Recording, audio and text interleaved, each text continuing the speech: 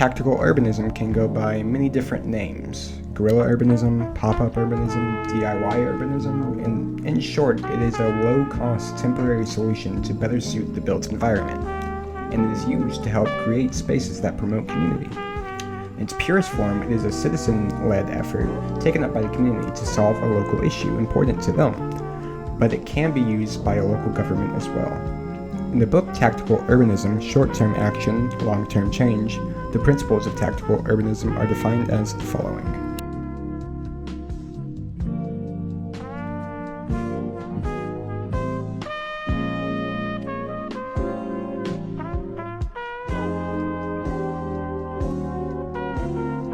Many places in New York City are prime examples of the principles and ideas of tactical urbanism.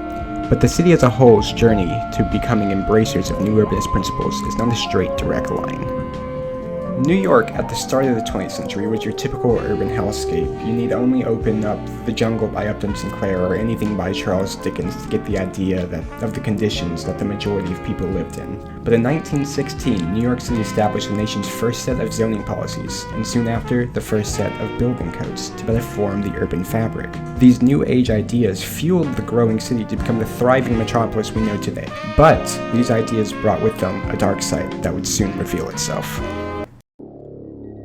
You really are the most devious bastard in New York City. Robert Moses was the New York City Planning Commissioner from 1942 to 1960, an unelected position that allowed him to wield near unlimited and unchecked power over the design and urban fabric of New York, and he was not restrained in his actions in the wielding of this power. His plans called for new highways to be built through the heart of the city and destroy everything in their paths.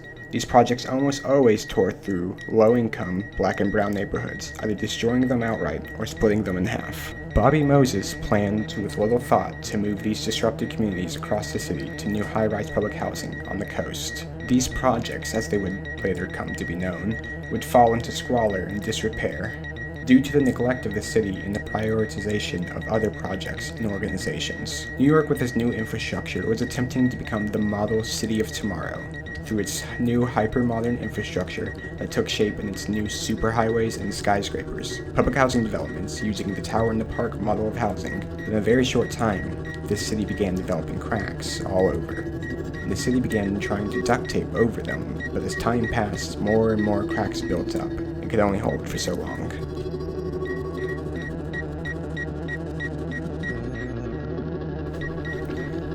By the time Hurricane Sandy had made its way up the coast to New York, it had been downgraded to a superstorm, but this did not damper the spirit of the storm when it hit New York City.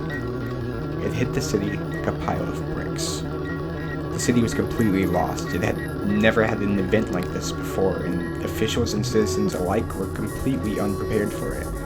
Many parts of the city were completely flooded under 11 feet of water, and it even went as high as 14 feet in Staten Island. After the devastating storm, the people wanted answers. How was it able to get this bad? Why were these problems allowed to persist in some places, but others had the necessary fixes? And most importantly, what were the actions that the city would take to protect its people and ensure that this would never happen to them again? In steps the oysters.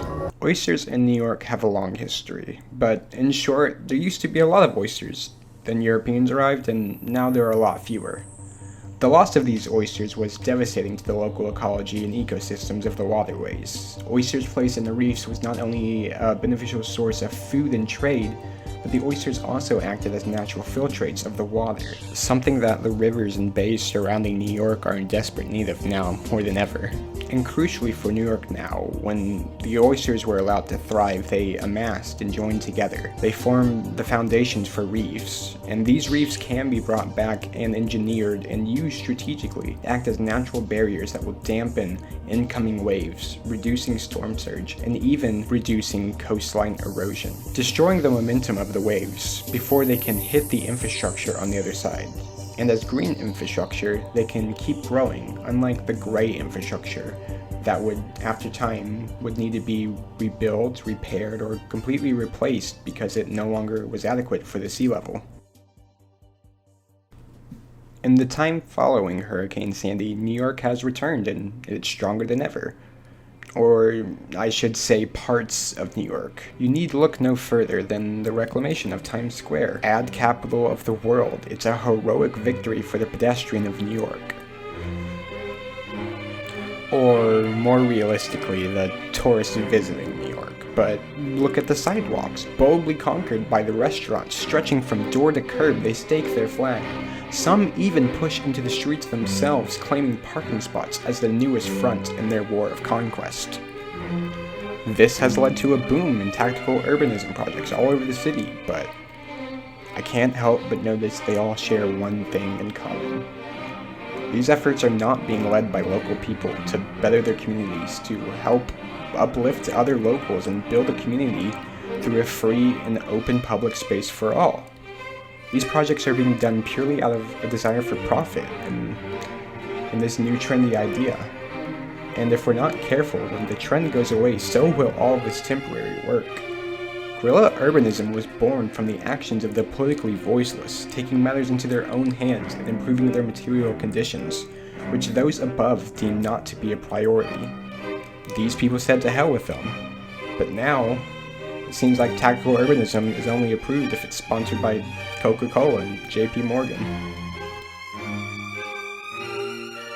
Tactical urbanism certainly has its place in the movement, but is a tool to be wielded by people when necessary and not to be relied on as the sole direct action taken.